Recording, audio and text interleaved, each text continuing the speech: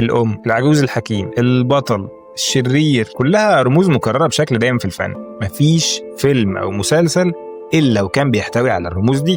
بس عمرك سألت نفسك ليه ما بنملش؟ ليه عقلنا كل مرة بيستوعب الرموز دي كأنه بيشوفها لأول مرة؟ خلاص يا سيد ما تتساءلش، أنا هقولك ليه. ده بسبب حاجة اسمها اللاوعي الجمعي. يعني ايه بقى الكلام ده؟ باختصار يا سيد، مخنا جواه أوضة مقفولة محدش يعرف يدخلها غيرنا، فيها ذكرياتنا وأفكارنا وآرائنا. بس في جنب الأوضة دي أوضة تانية، أوضة مشتركة بيننا وبين كل البشر. الأوضة دي فيها أفكار ونماذج توارثناها كلنا جيل بعد جيل، زي مثلا رمز الأم. خلاص بمجرد ما هتسمع كلمة أم هيجيلك على طول إحساس إن في رعاية واهتمام وحنان.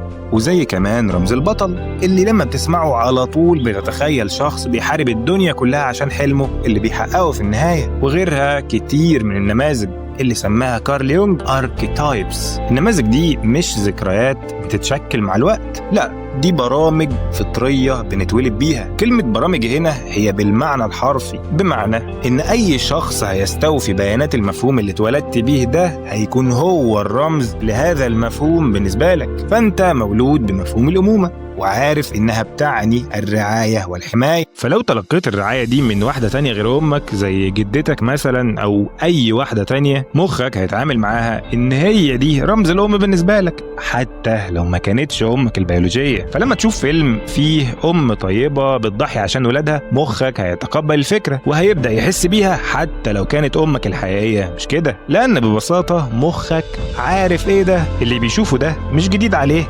حتى لو معشوش. وده اللي بيطبق كمان على أي نمط أو رمز. أنت ما مرتش بتجربة البطل لكن هتتفاعل معاها وهتحس بيها كأنك عشتها، لأن مخك عنده البرنامج اللي بيقدر يستقبل بيانات البطل ويترجمها لمشاعرك كأنه بالظبط عاشها. فلما بعد كده تشوف فيلم قصته محفوظة ما تستغربش إنك بتتفاعل مع المشاهد كأنك أول مرة تشوفها.